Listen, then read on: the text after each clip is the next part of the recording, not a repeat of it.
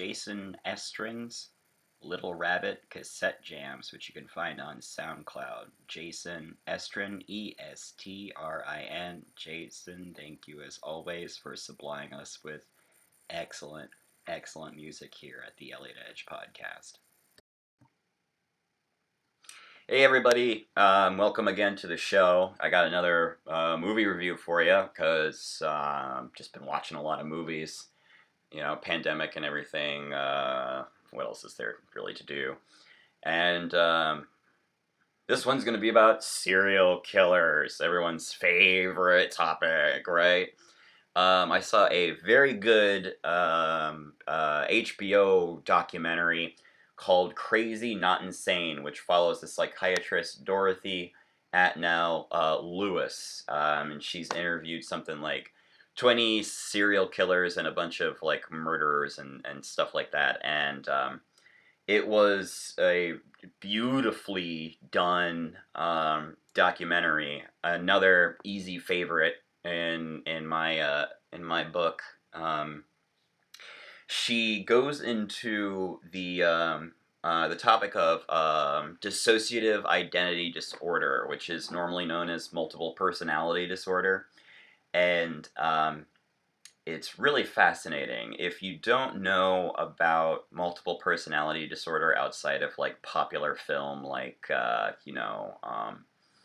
Identity with John Cusack and Split, the M. Night Shyamalan film, and let's see, what else is there? I guess there's like Fight Club, but Fight Club doesn't really show multiple personality very well. I don't really think so.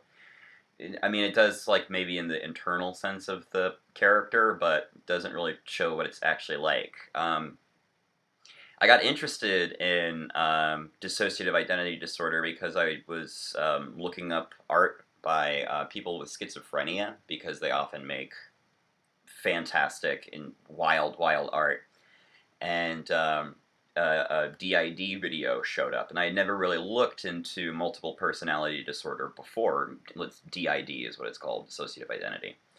And there's a bunch of videos online of people talking about what it's like, and it's very fascinating because often while they're doing their recordings, they'll switch personalities, and if they're getting proper care, they are taught like certain nomenclature that like they call each personality is called an alter, and when you go from one alter to another, it's called a switch.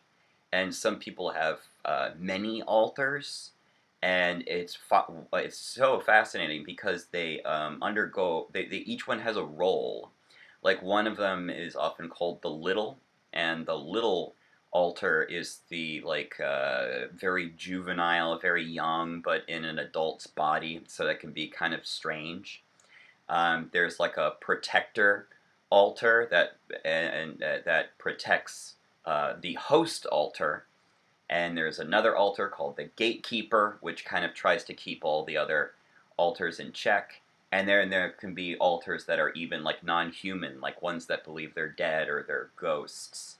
And some of them don't have names. Some of them have very odd names that they pick up. I saw one last night. I called themselves Omega, and this alter was like a ghost.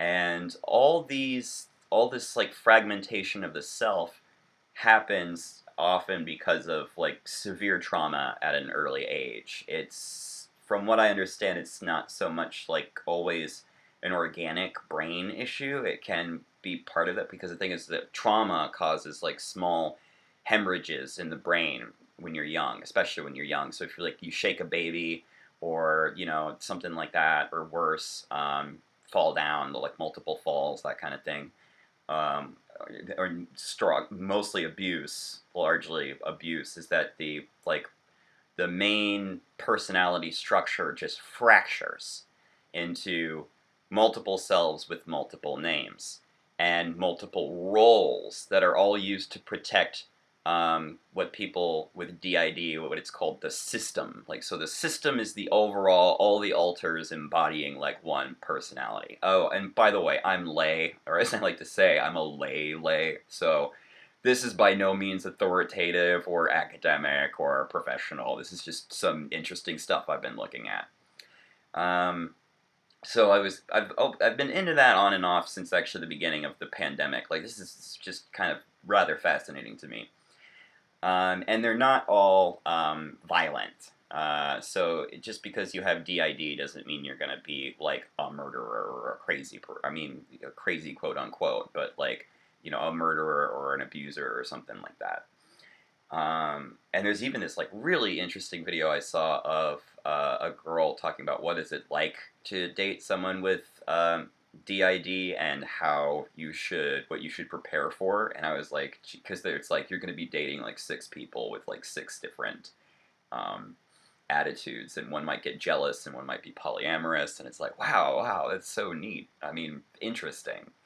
But and in these videos, sometimes you see them switch, and when they switch, they all kind of undergo the same sort of process. They kind of like lean back, or their head goes up, or they sigh, or they become really quiet, and you can just sort of see the dissociation starting, and then just another another persona just takes hold. It is just totally fascinating to observe. And yeah. Now, but like moving on into this film I just watched called Crazy Not Insane, it's made by a filmmaker. Let me just check my note right here. What's his name? Alex Gibney, who is who's won an Oscar for his documentary Taxi to the Dark Side, which is about a lot of abuses that went on during the Iraq War. He made a lot of documentaries that some of you may have seen, like Enron, The Smartest Guys in the Room, or Gonzo, the documentary about Hunter S. Thompson. So he's made a bunch of stuff, and now this one, I always like it when a true crime documentary is classy, because you're dealing with a often sensationalized topic. So when you can do one with some class, I always really appreciate that, you know, because there is this kind of voyeuristic thing when you're interested in, you know, true crime as a genre, and you're not like, you know, like say like any kind of researcher. The psychiatrist, let me just, I keep forgetting everybody's name here, naturally. The psychiatrist, Dorothy Lewis, she's like, describes how she was trained to say there is no such thing as multiple personality. But then she starts seeing it in kids, like juveniles, who've been abused. Some of them who are delinquents. Some of them that were like homicidal at the age of 4. Like she mentions one kid who held a knife to his father's throat at the age of 4. Unbelievable, right? And so the documentary is a lot of her videotaped interviews interspersed, and Laura Dern does some of the narration, which is always great Laura Dern. But the psychiatrist, she brings so much like humanity to, you know, people that she's interviewing who have done, you know, horrible things. But the thing that the documentary pushes, which I really liked, is that like, yeah, these people did horrible things, but they did it completely out of their control. They were not who they normally are, and they suffer from a lifetime of abuse. Now, as interesting as this documentary is, and is, I think, kind of like classy for its topic or its subject matter, they do discuss some pretty horrific things that happened to these killers when they were children. I mean, things that, like, I don't know if I'm gonna necessarily recommend this film to the squeamish, because it's pretty vile and heart-wrenching what happens to these people, and what makes them become killers, and it's sometimes like serial killers. And the thing that I was really impressed with the film was that they make a great case against the death penalty largely. Like, why are we executing people for who are totally mentally unbalanced beyond their own control or capacity, that have been so traumatized that their psyche had to fracture into multiple directions just so they could survive? That's a very extreme trauma to have. I mean, it must be for that to have to happen. And I'm one that has always been very much largely against the death penalty, as well as sort of the style of our incarceration system. It doesn't rehabilitate you. It's retribution. It's punishment. It's revenge. It's social revenge. Against usually like people who have had horrible, struggling, violent lives their entire life and know nothing else. And then when you really think about that, isn't a prison largely just a bunch of people who are totally traumatized most of their lives, and now they're all just stuck together, with no real support? That's so cruel and insane to me. And in terms of the death penalty, there's that famous line a philosopher, sociologist said, I can't remember who it was off the top of my head, but said that, like, what is a government or what is the state but the social apparatus that is allowed to use violence? And that was like the total definition of like the state or the government. Is that they are the ones that are allowed to legitimately use violence. Everyone else is not allowed to use it. We are. And that makes sense if you consider like violence as just being like, hey, thrown in jail, hey, taxed to hell, hey, thrown out on the street. Like, those are all rather violent things. And, the ultimate act of violence, arguably, is the death penalty. Now, I'm not sure what I think a state should be. I think a state should actually be the opposite thing. The state should, like, support and help and provide welfare. Like, I don't think it should be all, free for all for everybody, to fight and to get to the top. I think, like, the state should support you. I don't think, like, otherwise, like, why do we even have this thing? It's just a stupid bureaucracy that gets in the way of, like, life, liberty, and the pursuit of happiness, right? But the ultimate is, like, the state has the authority to execute you. And it's not, and they call it execution in the same way, like, we call a dead cow beef, or, a dead chicken poultry. Like, it's a way of kind of like couching it where it's like, no, this is state-sanctioned murder is what it is. I mean, same thing with war. War is state-sanctioned murder. I always thought that, it doesn't matter how horrific a crime could be. For me, it's very hard, not saying like I, of course, condone any of that shit, but for me, it's very hard to say at any moment, yeah, the state should be allowed to kill that person. Like, there's something in me on a philosophical and existential and spiritual level that says the state should never have the authority to, like, kill anybody. It's just way too bureaucratic. It's way too, it attempts a kind of objectivity that I think is also impossible for human beings. And also the law itself is pretty wacky. Like, they go into this thing about, like, what is the legal definition of insanity. And and the word insane is only used in legal cases. It's in the justice system. It's never used in, like, psychiatry or psychology. Insane isn't a word that they use. And the criteria that Dr. Lewis here points out is that the criteria for being quote-unquote insane is, do you realize you're on trial? All right. Do you realize you might be executed? All right. That person's not crazy. That person's not insane. That person is willing to stand trial. And she points out, it's a pretty low bar. So, yeah, I mean, there's going to be some pushback against that, no doubt. But, yeah, I never really think the state should be, like, allowed to do it.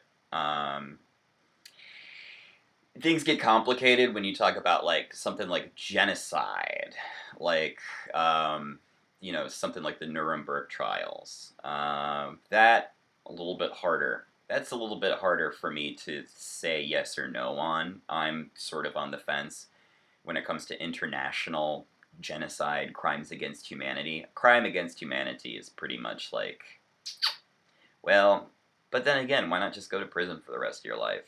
I mean, why? Why not? But, so that one I'm on the fence about. But in terms of like federal and state sanctioned executions, I'm basically against them. Anyway, um, but the idea of executing someone who's patently crazy is like inhumane. It's straight up inhumane. And even just the whole thing, cruel and unusual punishment, isn't electrocuting you to death cruel and unusual punishment? Isn't tying you to a chair, or to a table rather, with a microphone suspended over your head so you can get your last words in and be observed by a small group of people as you do it and shoved full of poison until your body just stops? Isn't that cruel and unusual? I mean, yeah. Yeah, I would say so. Firing squad, hanging. Even if you came up with the most humane way possible of executing someone, in my mind, is that not cruel and unusual? Isn't being executed by the state cruel and unusual? Me, I kind of tend to think so. Hold on a minute. So, one of the people she does interview that I found probably the most interesting is that she interviews an actual executioner, a guy who's killed 18 people in several states, but he's a state-sanctioned killer. He's an executioner. And they interview this guy, and he like plays cool, like he pretends like it's nothing but a thing. I'd execute man, woman, or child, don't matter to me. And he's playing it so fucking cool. But then in the middle of the interview, he stops and he says, you know, he says, like, I do a painting every time after I execute somebody. Acrylic, he says. And they're like, really? Do you ever paint anything else any other time? He's like, nope, just after an execution.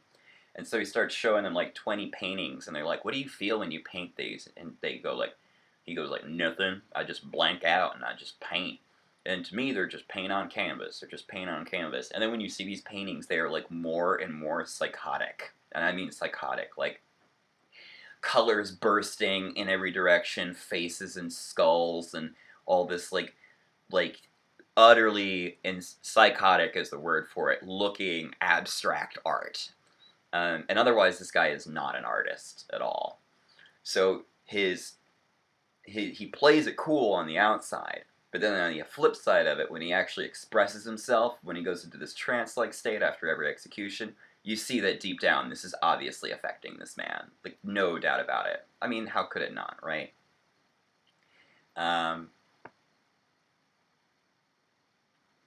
compare him to the executioner in Enter the Void, the Herzog film, who he had to execute this woman once, and she's on her way to be executed, and she says something to him like, thank you for your service or your hospitality. I can't remember if he was an executioner or a guard or both, but he said after that, he was like, I can't do this anymore. Like, his humanity finally seized him. And yeah, there was a while, a couple of years back, where I was marching with Cornel West and the Stop Mass Incarceration movement, which is a communist-leaning group up in Harlem. And I've always been like against mass incarceration, and I've been way more into like rehabilitation, like therapy, like help these people out. And if someone is too far gone, well, they're too far gone. Like, they have like suffered insanely. So the movie also kind of, in a subtle way, pushes towards that direction as well. In between the sequences, they do these really great kind of like charcoal style animations, because Dr. Lewis is also like this charcoal illustrator or figurative life drawer. And so instead of like doing some like gruesome reenactments like they did in the new HBO one, like Night Stalker, which was very stylized and very entertaining, but a completely different animal of the film. That film was like, let's hunt them down and catch them kind of film. And this one, Crazy Not Insane, um, this one is definitely more humanely done. And so any kind of like the reenactments, most of the reenactments are like interviews and kind of like showing the psychotic state that someone was in through these animations. Um, really beautifully well done and very, very impressive. Um, all in all, I would highly recommend this movie, this documentary, to anyone that's interested in true crime or psychology. But again, it's like definitely not for the squeamish.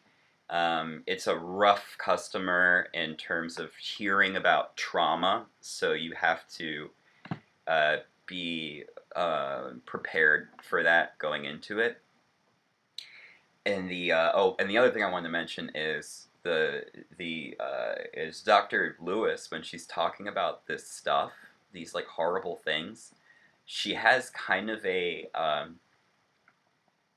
sort of like a sense of humor about it, like not like isn't this funny, but more like yeah, I mean that was crazy. I mean that's sort of how she goes. She's like that was nuts, and she's really just this captivating person who's extremely kind of like soft spoken, brilliantly intelligent, and I think her work seems like super it would be pioneering. Even one person in the documentary says like she was a pioneer, and pioneers are often not treated well, and ain't that the damn truth, you know?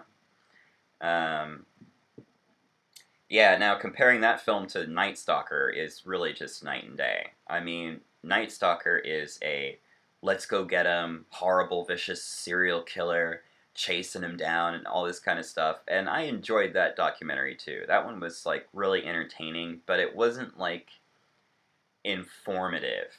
Um, it was more focusing on like the gruesome nature and hysteria, social hysteria surrounding this killer, the Night Stalker, Richard Ramirez. Whereas, what he did, and it's not until the fourth episode, the last episode, where you go into like all the horrible things that happened to him, which led him to that. And I remember one like thing that happened was like his father, when his father wanted to punish him, he would take him to a cemetery in the middle of the night and strap him to a cross on a tombstone. Like now here we go. This is again insane trauma, right? So that's something that I think more people need to sort of pay attention to, is that like to really be a sadist, like a real sadist, like an antisocial sadist, you generally have to be, from my understanding, lay.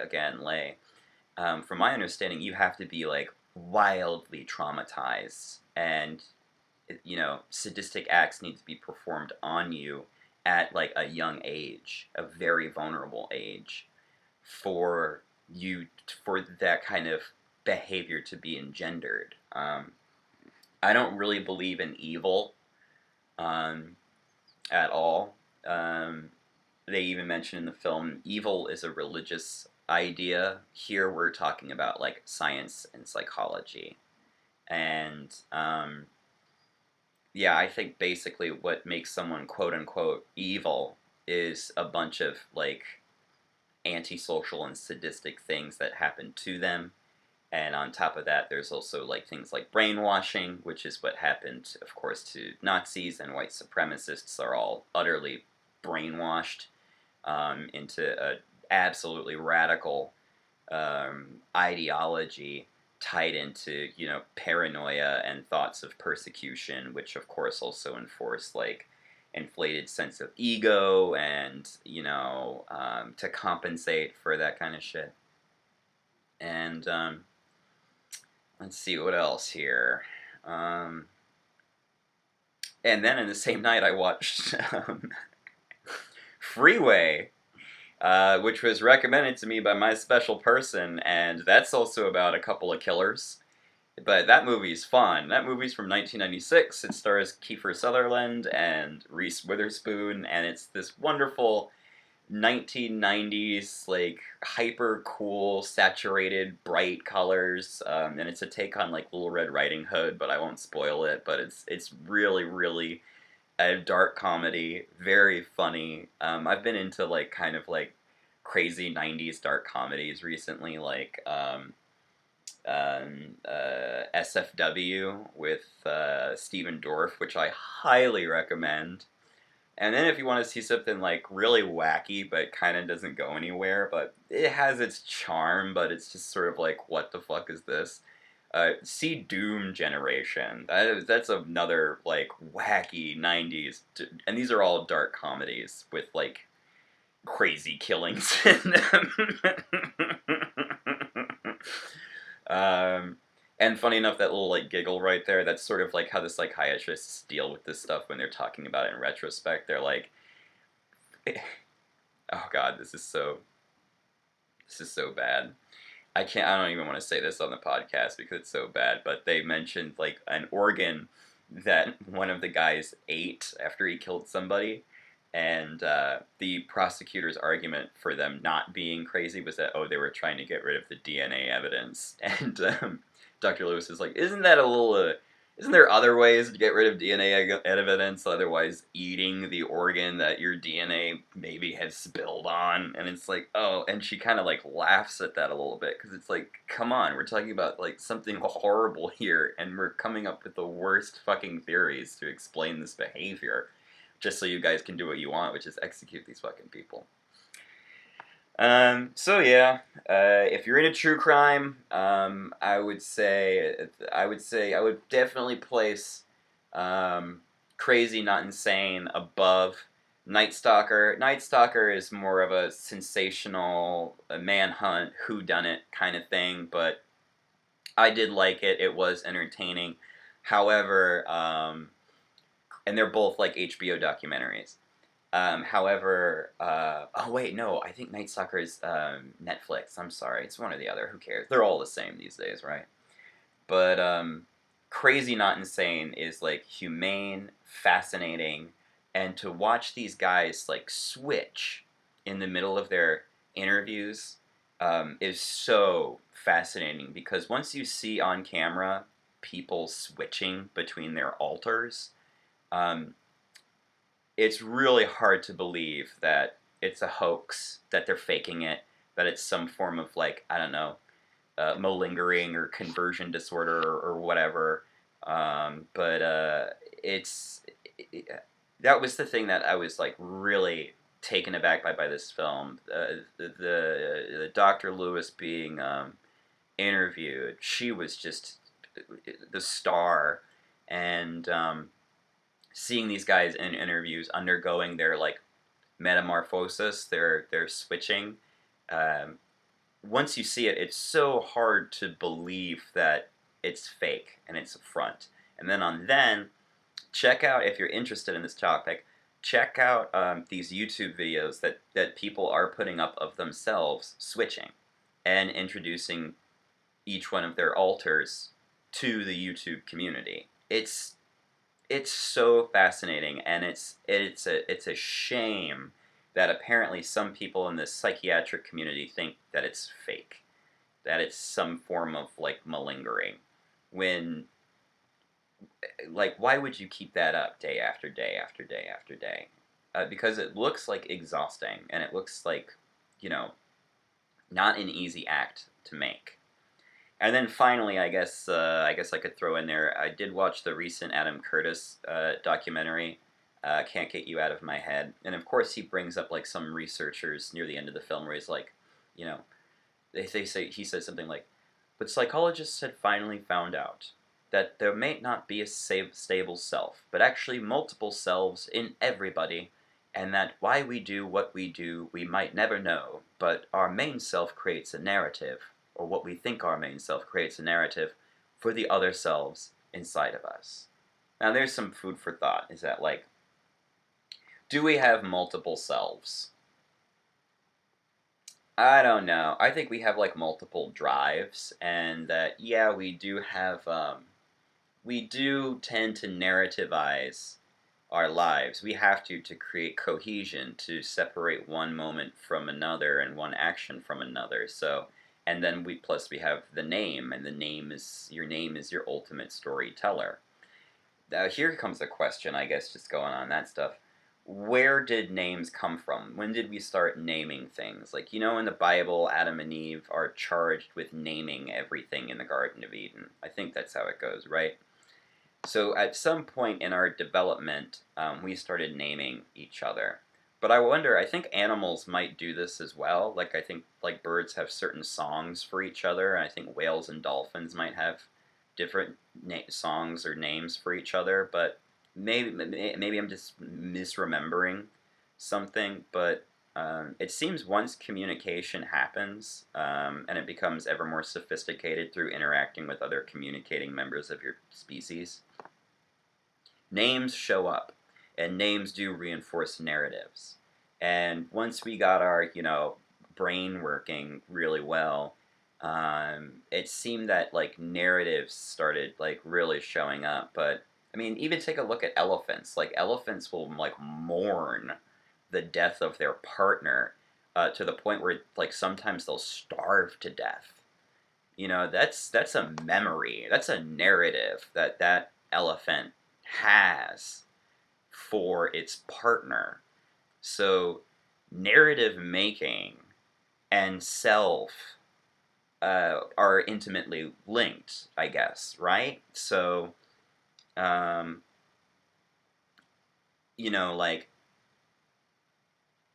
and then of course you could go into something like celebrities creating new names. Like the entire hip hop genre is people making up new names for themselves. Rock and roll too, of course, Alice Cooper. Or even David Bowie, that's not his real name. Elton John, that's not his real name. And then, of course, like, trans community creates their own new names. So there's something about naming and selves. When you watch these people switch, and these different alters have their own name, have their own personality, have their own function, and can do things that the other self can't do.